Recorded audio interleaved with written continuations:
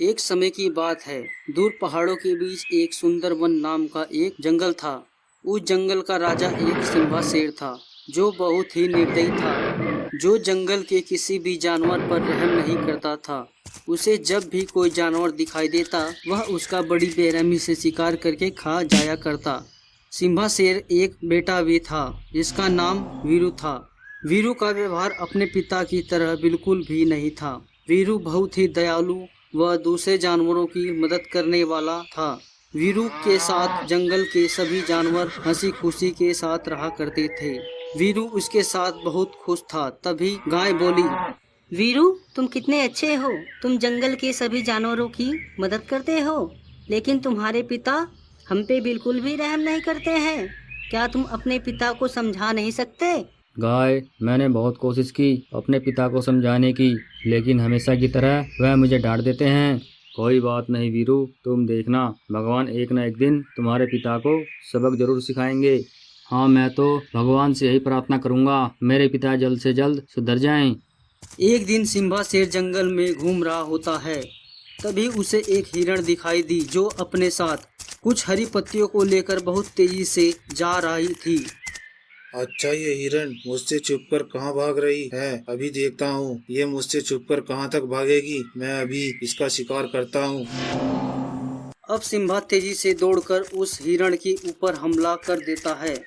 शेर के हमले से हिरण घायल होकर जमीन पर गिर जाती है। सिम्बा बोलता है, हिरण, आज तो मेरा पेट भरा हुआ है। मैंने अभी अभी एक जानवर का शिकार करके भोजन किया है। तुझे तो मैं कल खाऊंगा। अब तुम यहाँ से भाग नहीं सकती। हिरण दर्द से चिल्ला रही थी और वह सिम्बा को कुछ बोल नहीं पाई। अब सिम्बा शेर अपनी गुफा पर जाता है और देखता है कि गुफा पर भालू वैद्य खड़ा है और देखता है कि उसका बेटा वीरू बेहोश पड़ा है। यह देखकर सिम्बा भालू वैद्य से कहता है, भालू, यह मेरे बेटे को क्या हुआ है और यह बेहोश क्यों पड़ा है? तुम कुछ करते क्यों नहीं? महाराज, मैं एक हिरण को जंगल में भेजा है जड़ी बूटी लाने के लिए, लेकिन बहुत देर हो गई, वह अभी तक आई नहीं। क्या हुआ हिरण? मेरे बेटे के लिए जड़ी बूटी लेकर आ रही थी और मैंने उसे ही घायल कर दिया। ये मैंने क्या किया?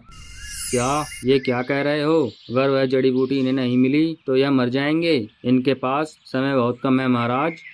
अब सिम्बा शेर तेजी से जड़ी बूटी लेने उस हिरण के पास जाता है और सिम्बा शेर देखता है कि उस हिरण के पास वह जड़ी बूटी नहीं थी और हिरण भी सही हो गई थी। सिम्बा बोलता है, हिरण, वह जड़ी बूटियाँ कहाँ हैं जो तुम मेरे बेटे के लिए लेकर जा रही थी? मुझे जल्दी से वह जड़ी बूटी दे दो। वह जड़ी बूटी तो मैं खा गई हूँ, जिससे मेरा शरीर सही हो गया है। तुम तो मुझे खाने वाले थे ना, तो मुझे क्यों नहीं खा रहे हो? हिरण, मुझे माफ कर दो। मेरा बेटा बीमार है और उसके पास टाइम बहुत कम है। अगर उसे यह जड़ी बूटी नहीं मिली तो वह मर जाएगा।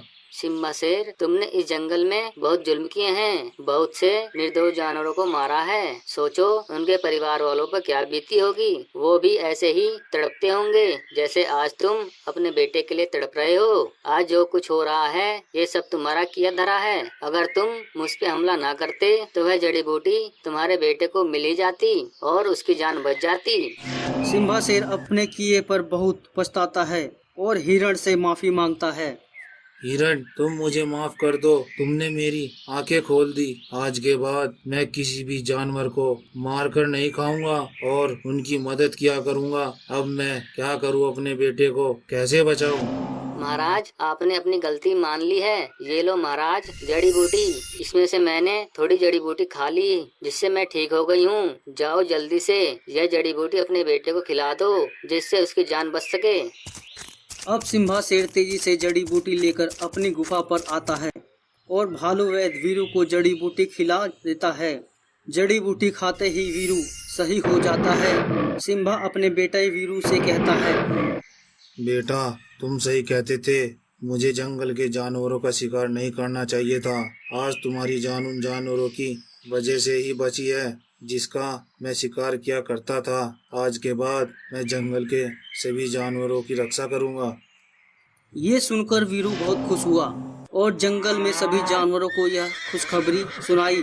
यह सुनकर सभी जानवर बहुत खुश हुए और इस तरह जंगल में एक बार फिर से खुशहाली आ जाती है। अगर आपको हमारी ये वीडियो पसंद आई हो तो प्लीज़ सब्सक्राइब कीजिए, लाइक कीजिए और कमेंट कीजिए।